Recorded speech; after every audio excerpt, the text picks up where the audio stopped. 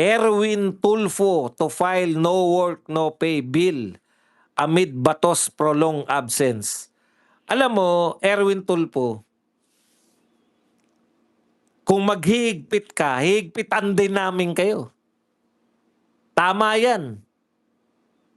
Hindi po ibig sabihin na pumapasok ka, may silbi ka na sa Senado.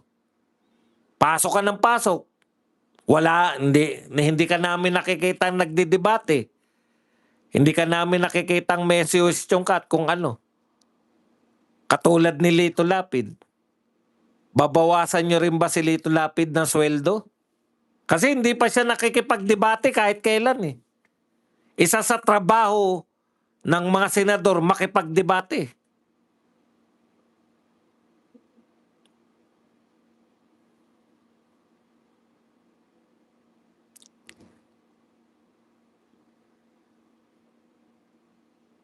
Makikipagdebate ba si Lito Lapid? Hindi nakikipagdebate.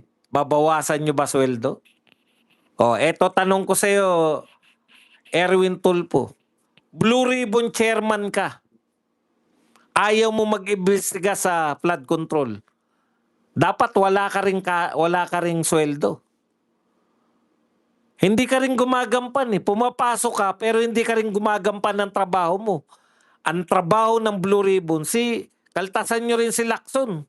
Ilang buwan kayo ni Lacson? Ikaw Vice Chairman, Tulfo, Erwin. Ilang buwan kayong Blue Ribbon Committee? Chairman at Vice Chairman. Ilang beses kayo nag-imbestiga? Hindi rin kayo gumagampan. Si Bato, pwersa siya na hindi umattend. Gusto niyang umattend, ayaw nyo naman ng remote. Ayaw nyo naman na true. Alam naman natin ang kaso niya eh. Hindi lang 6 months, 9 months yata sila eh. Alam nyo naman yung kaso ni Bato, bakit siya nagtatago? Ayaw niya makidnap. Magtotohanan na tayo. Ayaw niya makidnap ni Bato. Pala-absent ba si Bato noon? Hindi.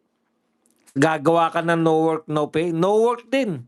Kahit pumapasok ka kung hindi ka nagtatrabaho. Dapat wala ka rin sweldo. Unahin nyo na sarili nyo ni Lacson. Blue Ribbon ka, ayaw mo magtrabaho. Wala ka rin dapat sweldo. Call kami dyan. Bakit kayo magkakaroon ng sweldo? Wala naman kayong ginagawa. Kahit ba pumapasok kayo araw-araw eh.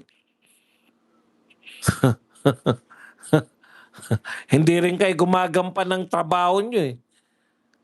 Call kami dyan. Sino titingin ngayon? Magbo-volunteer na ako.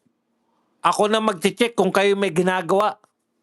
Hindi sapat na mag-attendance lang kayo. Si Lito Lapid nga eh. Mas mabilis pa sa 4:00, nakaalis na eh. 3:00, ang simula ng plenary. Wala pang 4:00, umuuwi na. Oh. May sweldo yun, hindi nyo pinupuna. Ikaw, hindi ka nag-iimbestiga, dapat ka ba sumweldo? Hindi ka dapat sumweldo. Magbo-volunteer ako na taga-check kung kayo may tinatrabaho o wala.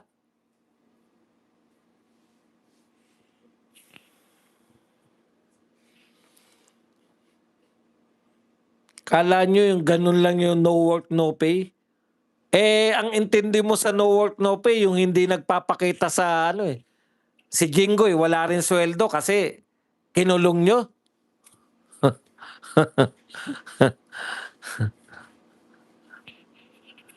Kalokohan yan.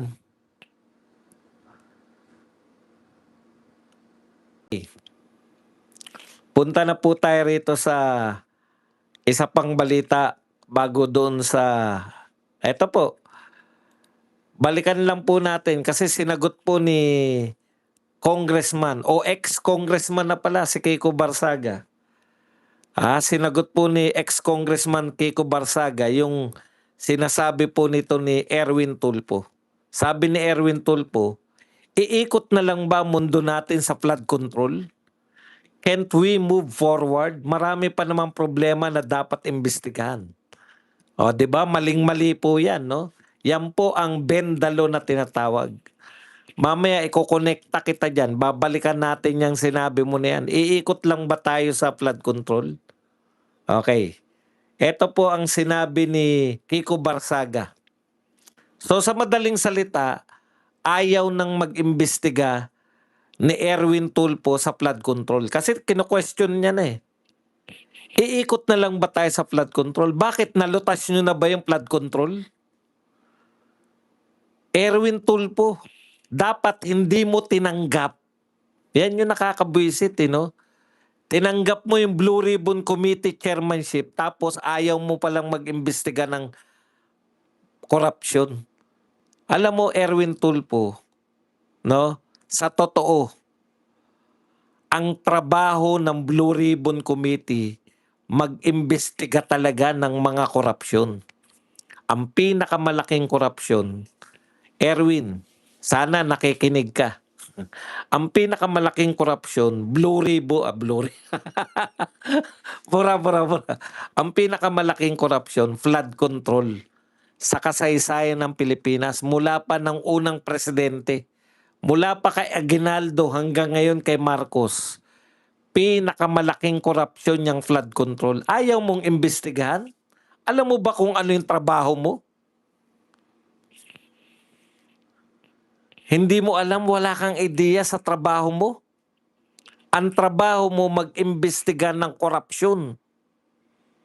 At ang pinakamalaking korupsyon, flood control.